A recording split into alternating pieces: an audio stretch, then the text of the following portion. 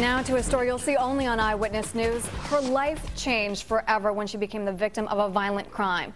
Tonight, the woman who police say was carjacked at a grocery store parking lot and raped by an illegal immigrant is sharing her story.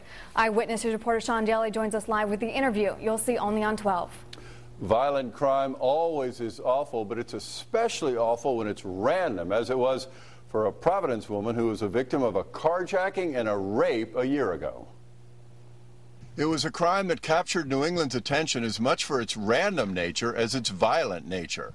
Now, a year later, the victim of a carjacking and rape is talking about her ordeal with Eyewitness News. It was just scary. I could tell that he meant what he said just by looking at him. You could see it in his eyes.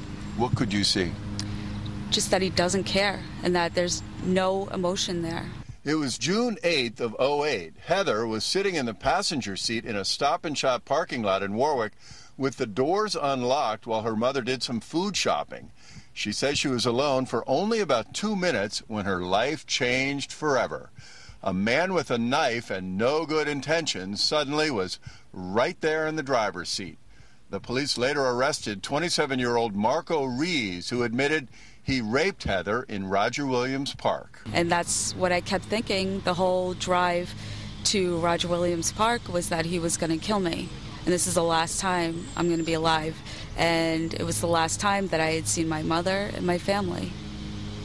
What is that like, that moment of darkness? It's the worst feeling ever.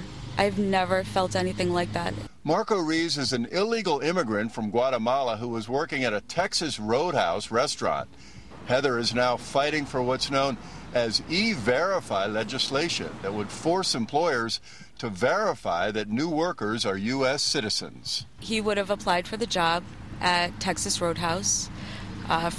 They would not have hired him if they had realized that he was illegal in the state, and he would have gotten sent home to Guatemala. Heather knows her attacker also could have been a U.S. citizen. Her point is simply that a safer world has to start somewhere.